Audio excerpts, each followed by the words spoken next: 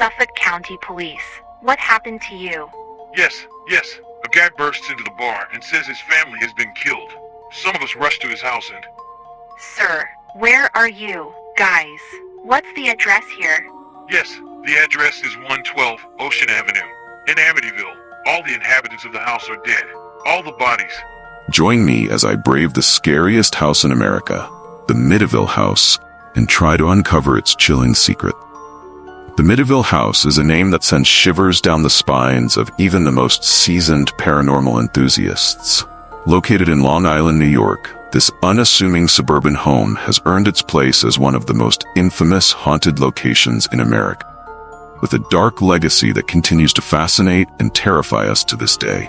On Wednesday, November 13, 1974, in Amityville on Long Island, in the south of New York State at around 6:30 p.m., 23-year-old Ronald DeFeo Jr. stormed into Henry's bar, located at the corner of Mary Croat and Ocean Avenue, and in a panic declared to everyone gathered there, "You have to help me. It seems my mother and father have been shot." DeFeo lived with his parents and siblings in the High Hopes house at 112 Ocean Avenue. He and a small group of people, bar patrons Robert Kelsky, Joey Yosvet, Al Saxton, and William Scardamiglia, who were well acquainted with Ronald, went to his house and discovered that Ronald's parents were indeed dead. One member of the group, Joey Yosvet, called the Suffolk County Police, who searched the house and found that in addition to Louise and Ronald Sr., their 4 other children were also dead. All 6 were found shot in their beds. The victims were car dealer Ronald DeFeo Sr., 43, his wife Louise, 42, and their 4 children, Dawn, 18, Allison, 13, Mark, 13, and John, 9. All the victims were shot with a .35 caliber Marlin 336C rifle. The time of death was presumed to be 3 a.m. It was established that both parents of DeFeo were shot twice, while their children were killed with a single shot. Initial reports in the newspapers stated that Louise DeFeo and her daughter Allison were not asleep at the time of the murder, but the Suffolk police refuted this. All the victims were lying in the same position, on their stomachs, meaning that at the moment of the murder, no one woke up. DeFeo's father, Ronald Joseph DeFeo, was nicknamed Big Ronnie, born on November 16, 1930, in Brooklyn to Rocco and Antoinette DeFeo. Family had Italian roots and was connected to the criminal mafias of New York. DeFeo's mother, Oisa Mary Brigante, was born there on November 3, 1931, to Michael and Angela Brigante, who owned a Buick dealership. After a brief romance, Big Ronnie and Louise got married, but DeFeo Sr. did not please the bride's parents, and they did not communicate with the newlyweds until September 26, 1951, when the couple had their firstborn, Ronald Joseph DeFeo Jr. Only after this did Michael Brigante arrange for his son-in-law be the manager of the service department in his company. Later, the family had 4 more children, 2 girls, Dawn Teresa and Allison Louise, and 2 boys, Mark Gregory and John Matthew. Shortly after the birth of Mark, Louise decided to divorce her husband for unknown reasons. To prevent this, Big Ronnie had to showcase his poetry talent, which helped him write a love song for his wife titled The Real Thing. In 1963, famous jazz singer Joe Williams recorded it for his album One Is a Lonesome Number. Ronald's childhood was difficult. His father and mother were not yet 21 years old at the time of his birth, and their marriage initially faced many challenges, with Louise often subjected to abuse from her husband. As Ronald grew older, he too became a victim of his father's violence. Louise's younger brother, Michael Brigante, testified during the DeFeo's trial about an incident when Ronald was 2 years old. "We were all sitting in the basement, watching television, and the boy did something. I don't know what. Suddenly, his father stood up and threw the boy against the wall. The boy hit his head or shoulder or something else. Due to constant stress, Ronald weighed more than normal as a child, making his school years very difficult, as he became the target of teasing from peers who called him a pork chop. He was only able to lose weight at the end of his teenage years when he started taking amphetamines. His father's attitude towards him was dualistic. On one hand, Big Ronnie taught him to defend himself against bullies at school, while on the other hand, at home, Ronald had to defend himself against his father. When he entered his teenage years and thus became physically stronger, his arguments often ended in fights, with the provocation for them being the most trivial. Ultimately, Ronald began to experience psychological outbursts of rage, which led his parents to take him to a psychiatrist one day, but the visit ended with nothing. Ronald aggressively refused any help. Then, DeFeo, unable to find any other solution to the problem, decided to use a strategy that had been employed for centuries to calm children. They began to buy off their son and give him as much money as he wanted. As a result, at 14, Ronald received a high-speed motorboat as a gift from his father, which he then used to ride on the Amityville River. Ultimately, if Ronald was not in the mood to ask for money, he simply took it. By the time of the tragedy, he had earned the nickname Butch, Sandal, Strongman, a scoundrel. On June 28, 1965, the DeFeo family, with the assistance of Michael Briganti Sr., moved from their Brooklyn apartment to affluent Long Island in Amityville, where they settled on Ocean Avenue in the luxurious three-story house High Hopes, built in the Dutch colonial revival style. Since the house stood on the shore of a small cove of South Oyster Bay, it included a small boathouse. The house was built sometime in 1924 or 1925. Until the age of 17, Ronald attended a parish school, which he then dropped out of. During the same period, with a steady supply of money, he became addicted to drugs, including heroin and LSD, and began committing petty thefts, while his behavior became increasingly psychopathic and was no longer confined to family and home. During a hunting trip with friends, he aimed a gun at one of his friends and seemed ready to shoot him seriously, although later he tried to pass it off as a joke. At 18, he got a job at his grandfather's company, but there, by his own account, he was essentially a gopher. Regardless of whether Ronald went to work or not, at the end of each week, he received an allowance from his father, with whom his relationship was deteriorating more and more, and reaching outright violence. It got to the point that once, when another fight broke out between Ronald Sr. and Louise, Ronald calmed them down by pointing a 12-gauge shotgun at them, which did not fire due to a purely accidental misfire. A week before that fateful night, the relationship between father and son DeFeo had reached its breaking point. This happened after Ronald, dissatisfied with the amount of money his parents provided, deceitfully embezzled large sums of money from the company that had sent him to the bank twice. According to Ronald, he was robbed on the way, but he aggressively refused to testify and cooperate with the police. Later, it turned out that the robber was his friend, with whom Ronald then split the loot. It is unknown whether DeFeo Sr. found out about this, but when he learned that Ronald refused to meet with the police, he flew into a rage and shouted, "The devil is behind you." In response, Ronald, without hesitation, said, "You, fat freak, I will kill you." The order of the murders was approximately as follows: DeFeo Sr., Louisa, Mark, and John. The boys slept in one room, so their order remained unknown, as did Allison and Dawn. The father and mother were killed with a double shot each. Judging by the nature of the gunshot wounds, they were shot from a distance. DeFeo Sr. was hit by the first bullet in the back, and it exited through the chest. The second shot was aimed at his neck, and the bullet lodged in his spine. First shot at Louisa hit her in the chest, and the second hit her right lung. Mark and John were killed from a closer distance, and it turned out that John was still alive for some time after the shot. For some reason, Allison and Dawn were the only ones shot directly in the head. Allison had a bullet enter through her left cheek and exit through her right ear, while Dawn's shot blew off the entire left side of his face. Ronald DeFeo Jr. was taken into police protection that same evening, November 13th, and concluded that his family was killed by a hired hitman, mobster Luis Fellini. At that time, he gave his first testimony in the kitchen of his home, stating that he did not go to bed until after 2 in the morning, because he was watching television. Around 4 a.m., according to him, he saw his brother Mark's wheelchair by the bathroom door, who had recently suffered a physical injury playing American football.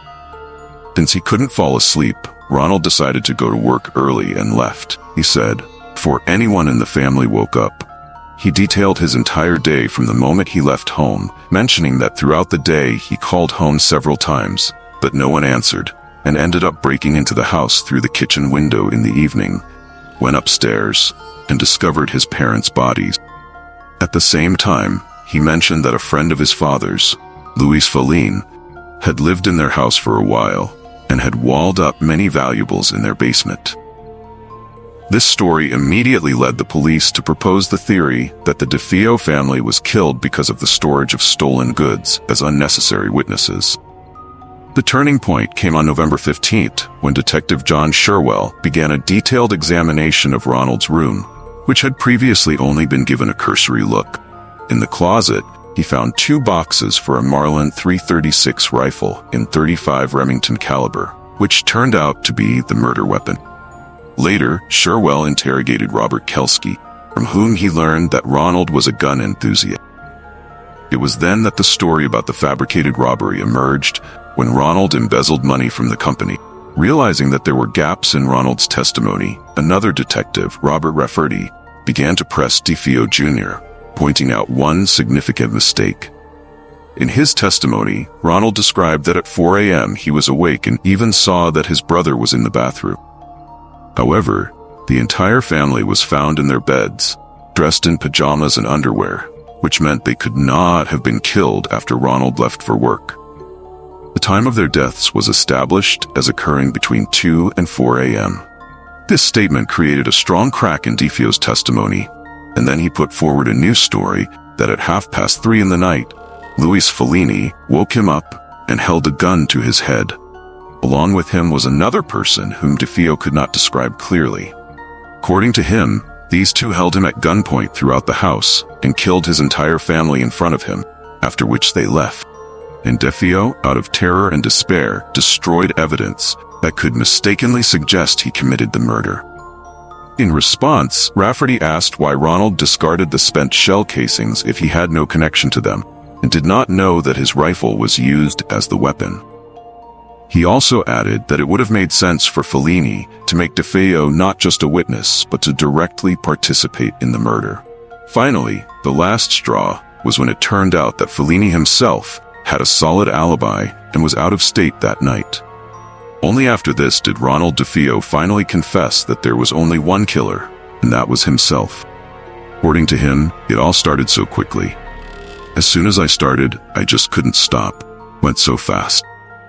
DeFeo confessed that after the murder, he cleaned himself up, changed clothes, and gathered all the evidence, including blood-stained clothing, the rifle itself, and the spent casings, which he took to Brooklyn and disposed of in the sewer. Then, he spent the entire day of November 13th, as he would have if nothing had happened. When his father's absence began to worry his co-workers, Ronald called home several times and feigned surprise at why no one was answering the phone, although he, of course, knew the reason. The rest of the day after work, he spent first in the company of his girlfriend Sherry Klein, his friend Robert Kelsky, and drugs with alcoholic beverages. All this time, he led those around him to believe that his family was not home, and he could not go home because he had no keys. Overall, his initial testimony about the timeline of events during this period did not differ from what the detectives managed to learn. The DeFeo family, with the assistance of Ronald's grandfather Rocco DeFeo, was buried on November 18, 1974, in a single grave at St. Charles Cemetery in Farmingdale on Long Island. After Rocco died in 1983, the rights to the plot passed to his closest relatives. Ronald DeFeo Jr. himself has no rights to his family's grave, and therefore, in the event of his death, he will most likely not be buried with them. The trial of DeFeo began on October 14, 1975.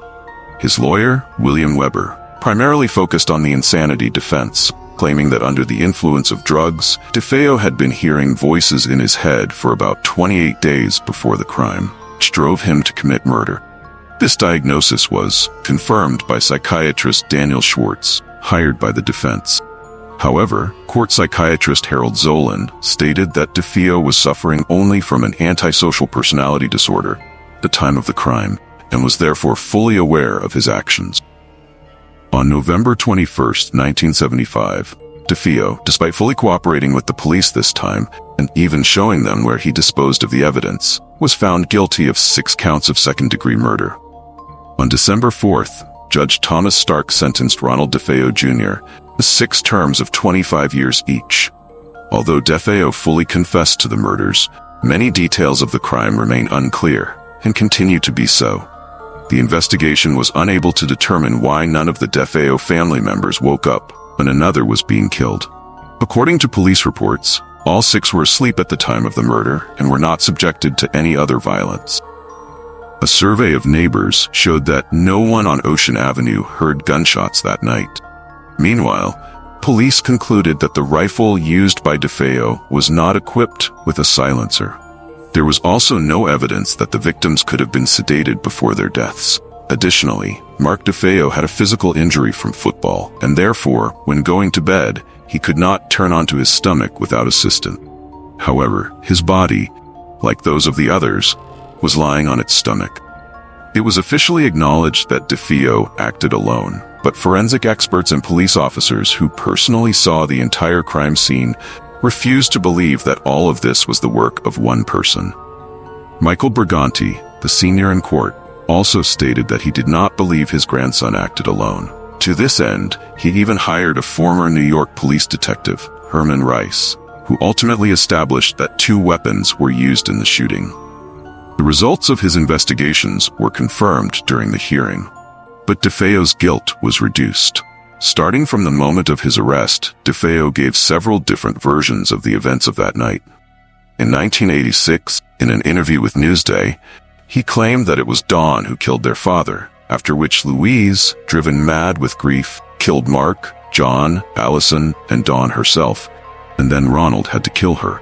The reason he took all the blame, DeFeo explained, was that he feared the wrath of his maternal grandfather, Michael Briganti Sr., and his father's uncle, Peter DeFeo. The latter held the position of capo in the Genovese family, and Ronald feared that he would kill him.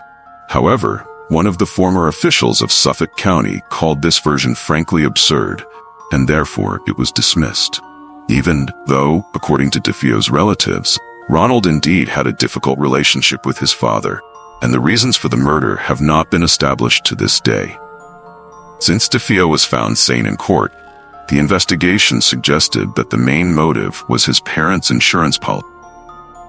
13 months after the murder and 2 months after DeFeo was sentenced, on December 18, 1975, the High Hopes house was purchased for $80,000 by the Lutz family. After 28 days, which is how long Ronald claimed to have heard voices in his head, on January 14, 1976, they hurriedly left the house, leaving all their belongings behind, and not even managing to make the $60,000 mortgage payment. According to them, they were terrorized by various supernatural phenomena throughout their stay in the house. This case became known as the Horror of Amityville, named after the novel by Jay Anson, released in September 1977, which described the Lazarev story. In Russia, the book was published under the title Amityville Nightmare. However, the Lazarev story has faced various criticisms and accusations of fraud. In July 1979, a film of the same name was released based on the book, which enjoyed success, although the events depicted differed somewhat from the facts. The success of the film paved the way for 7 sequels, of which only 2 were made for the big screen, 1 for television, and the remaining 4 were released on video. None of them achieved particular success, as they developed entirely fictional events rather than real ones. Notably, the Lutz family were the only ones who encountered anything unusual in the house. After the Lutzes, the house remained vacant for 2 years, while research was conducted on psychology, which included the famous Ed and Lorraine Warren, after which, on March 18, 1977, Jim and Barbara Cromartie purchased the house from the bank for $55,000. They did not encounter any supernatural phenomena, and the only nuisance they faced was the influx of tourists, which forced the Cromarties to change the house's address. Today, the house still stands in its original location, but its exterior has been significantly altered. The current owners, David and Carolyn D'Antonio, bought it in August 2010 for $950,000. So, what do you think about the Amityville house? Do you believe in the supernatural occurrences that have been reported, or do you think there's a more rational explanation for the strange events that have taken place? Let me know in the comments below. And if you're brave enough, be sure to check out another video about haunted location. Are you ready to dive deeper into the shadows? If you love spine-chilling tales and eerie explorations, make sure to hit that subscribe button and join our haunted community. Don't forget to ring the bell for notifications so you never miss a terrifying moment. Share your favorite horror stories in the comments below, and let's keep the fear alive together.